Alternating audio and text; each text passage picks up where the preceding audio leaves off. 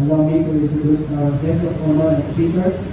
We are privileged to welcome a man whose life has been defined by service, integrity, and unwavering dedication to his community. Our guest of honor and speaker, someone who has spent decades protecting lives and properties, ensuring safety, exemplifying the true spirit of public service. He is a devoted husband to Miss Edna Humiliada and a proud father of 4 wonderful children, who constantly inspire and strengthen him today as we honor this man, whose life is a remarkable blend of commitment to family excellence and public service, and dedication to God. He earned his degree in Bachelor of Science in Civil Engineering at Cagayan de Oro College in 1993. Later pursued his calling to ministry by completing the Bachelor of Theology at Mount Apo Alliance Bible College in 2013, entered the fire service on October 9, 1990, marking the start of a distinguished career throughout the years. He served in the various key offices in BFP Region 10, including Cagayan de Oro Fire District, Misamis Oriental Office of the Provincial Fire Marshal, and Office of the Regional Director. From 2016 to 2018, he provided steadfast leadership as the OIC Municipal Fire Marshal of Talaca Fire Station. In 2019, he capped his career at the Office of the Regional Director, serving as Chief Customer Relations Services, ensuring the public receive compassionate, efficient, and people-centered service. More to that, his service extends beyond firefighting from 2009 to 2015 and continued to serve faithfully as an associate pastor at Great Commission Alliance Fellowship Incorporated, guiding and inspiring many through his ministry from 2015 up to present. A loving family man, an exemplary public servant, a dedicated pastor, and a man of faith and integrity. Ladies and gentlemen, please join me welcome and giving a warm and heartfelt welcome to our guest of honor and speaker, retired Fire Inspector Sunny M. Humiliada. Sir.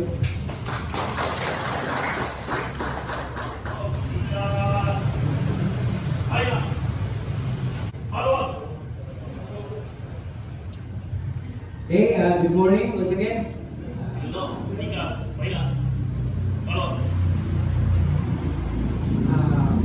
Ilang masyado na introduction. Pero hindi naman iba ko kamo sa akin na kung iba rin ang mga ko. Pero, ang ay natunaw-naon, nagkaroon na panahon because it is already in times. The more ang kagautan mag-increase. Wala tayo mahiwala. Mahitabo lang tunay o tinog na kalinaw with Christ in reign. After the so-called doctrine or may tribulation period na 7 years. After is the so-called millennium. Kaya pa mo reign si Christ for 1,000 years o kaya pa makita ang tinuod nga kalinaw. Today, as we end another end times, the more magka-worse ang atong kalibutan. Na makita na to, insa itong nagbuhat o maayo, wala tayo. Yeah? Ulo sa among nga tayo sa una, dili kayo nala ka worse, dili kayo nala kasakit, compare karon at present. Pero di naman mo matingala, ibigay sa Congress, di ba? Makita niyo sa Congress? Isa itong mga congressman nga nagpininood, suspended, kulata, ipagkasuhan. Okay po sa ato. I know, kaya sa balita, makabalita ko, masakitan ko kapil, pero i-win na siya. Patang po na, a battle with the soldier, should wear all the battle gear properly. Sa inyo, uniform service. Dapat ang inyong mga paraphernalias, basta lagi na lang. Kay, isip po kayo, Christian, pagkaroon na rin sa abahanga, pero ang talo katabingit. Pero kung stick and span, sa galing ang mga pinakaubos, mabilib-bilib ang tao. But saying, in our spiritual aspect, na ay giingon sa Ginoo, no? Nga battle ready atong gisulob ang full battle gear nga gihatag sa ato. Kung sa may gihatag sa ato, number one is the helmet of salvation. Plus tagin ang helmet sa salvation. Another is the breastplate of righteousness. Another is the shield of faith. Another is the shoes of peace. But I want thing, those mentioned armors are all defensive weapon. But the only one offensive weapon is the Word of God, the Bible. Ang kabatana, inyo ba gigamit ang inyong only offensive weapon? Muna nga, inahalan ta, no? Ang ato na siyang istabihan. James chapter 4 verse 20 says, therefore, to him who knows to do good and does not do it, to him it is a sin. Diba? One of the source na makasalata, there are four sources na makasalata. Sa pulong, sa buhat, sa unang-una, o ikapat, sa wala pagbuhat sa angay buhaton. And this is what James 4 verse 17 says. Nga kung wala ito buhatan, ang angay na itong buhaton, nakasala rin ito. Muna atong bantayan. Today, we will be talking about a battle-ready soldier will see any problem, any obstacles, any persecution as an opportunity for success. Kung may problema na itong makita, ato na siyang tanawang na it is an opportunity for success. But the question, how? Saan na ito? Mahimo na ito ng problema para karon sa Bureau de Region 10 na ay mga problema na nakita. Sa taruhanan na pamahagi, tinuod na makapito kay tawad na. Upang makasyon ng lumuran, di ba? Aksyomahay. Pero kung atong tanaw ng atong perspective, atong i-align sa Word of God, then we will see if those problems, those obstacles, those persecution na mahimo oportunidad para mahimutang successful. Pero balik ko na po, kung saan na mahimutang successful, kung saan ito pang tanaw. Number one, problem as an opportunity by seeing it and by we ourselves to become very, very brave. Brave and bold. So when I'm brave and bold, we are enough, very strong enough to instill in our minds that what is true is true. Kung ano yung tinuod within the bounds of law, spiritual, sa Bible, sa inyo, ang iyong 5 code or any other laws sa mga balaod, di ba? Within the bounds of law, nakita niyo nga mauni siya, we should be brave and bold enough to instill our mind. Number one, be brave and be bold. Muna gikanta, no? I don't know, you are familiar with the song. We are called by the Lord to stand as mighty warriors. We are told to be strong, courageous and be bold. We will draw the sword. This is the sword. Declare His mighty word. We will not be ashamed. Di kita maulawan kung atong tinuod. O sa itong number one na atong i-apply sa itong kinabuhi, individual, para makita nato ang problem o unsa nga mga obstacles, persecution na makita nato nga it is an opportunity for success. We should be brave and be bold. Second, by seeing or by being fearless. Walay kukadlok. Kaya kung ma-instill na sa itong nahuna, this is proper, this is the truth, then, sa pagpulsaon na pagbalik-balik. Like the early Christians, di ba? Sa una, kung yung tanong ng history, the history of the church, ang early Christianity, bisan pa sila, ibahog sila sa layon, bisan pa ibutang sila sa aposte, himulo silang torch, para lang i-renounce sila ng Christianity. Wala sila. Grabe na persecution. Pero wala sila patas because naana sa ilang una, they are bold and brave. Naka-instill ang matural na next, they should be fearless. Walay kukahadlok. Kung nasa muna na naman yung tinuod, pag naimusulti sa ito, no. This is right, this is proper. Muna ang nakalapit. This is within the bounds of law. It is the commandment of God. Ito ba, musulti ka. But third, you are both fearless but polite. You say it politely ba yan? Kata general o colonel, di po niya ay pagkulang! Muna ginod! Ano paglang na? But like in the Old Testament character, Shadrach, Meshach, and Abednego, and even Daniel, sa dihang ipatawag sila sa hari, di pakaon sila sa dili ang may kaunang pero di balibat sila boldly, without fear, but politely. Okay, dili na ako kaya kaunang.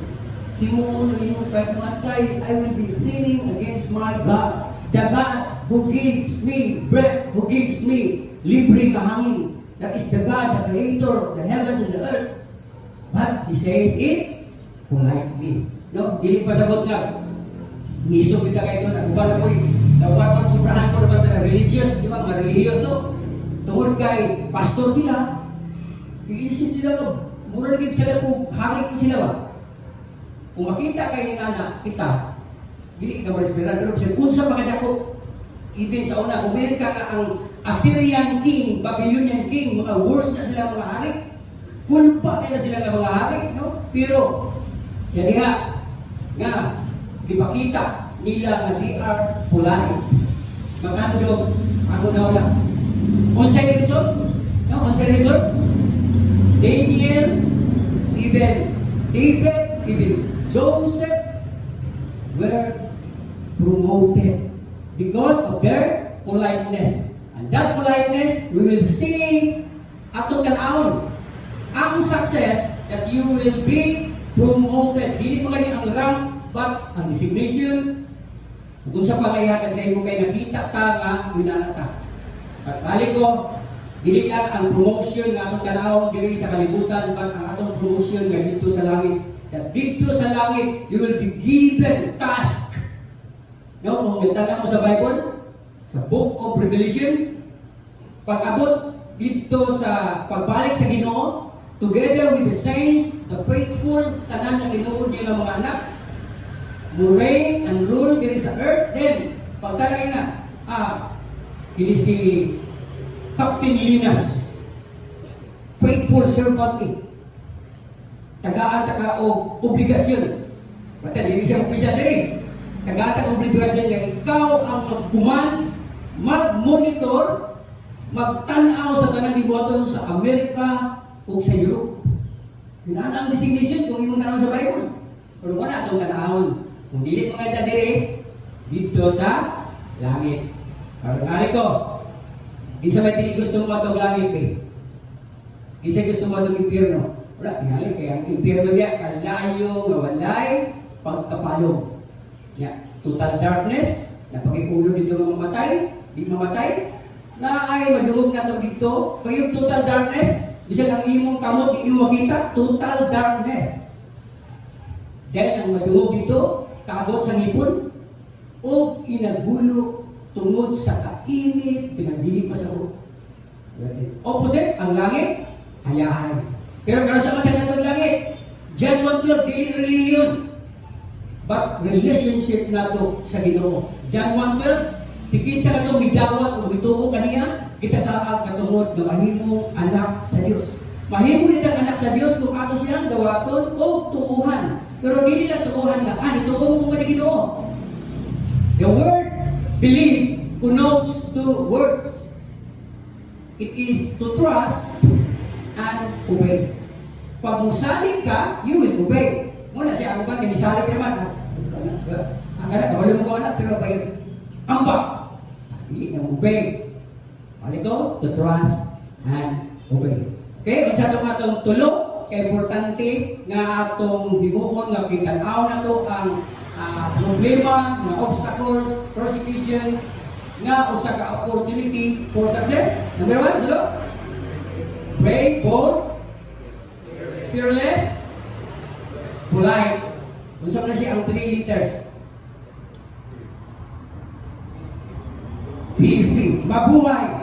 BFP. Let us pray. Heavenly Father, Lord, once again, thank you, Lord, sa iyong word that ayaw mo pa kami i-remind, Ginoo, na even kung sa mga problema, mabot, Ginoo, Lord, hindi sa kalibutan, Ginoo, ma-spiritual man, ma-political, kung sa man nga sa among panrabaho, sa ilang mga panrabaho, Lord, thank you. And we will see it, Ginoo, as a success. Salamat naman. We bless this regional headquarters and the rest of the Bureau of Fire Protection, Ginoo. By your wisdom, kung sila Lord makapaton, kung kahadlok kanimo Ginoo, and we will obey you, they will accept you, and they will believe kung sa inyong gusto nga mahitabo para kanila Ginoo. Thank you once again. This we pray.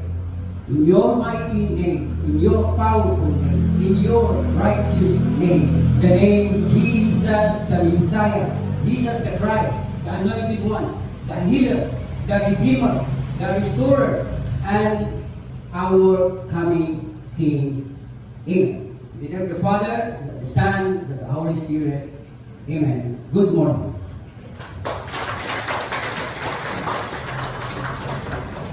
Certificate of Appreciation for the presented to Fire Inspector Sarian Humilada for sharing invaluable time, knowledge, and wisdom as truth, information, and education speaker during the Monday Convocation Program and traditional flag raising ceremony on March 2, 2026, held at Bureau of Fire Protection Regional Office 10, Manila Extension, Manarnica Building, Carmen, Cagayan de Oro City.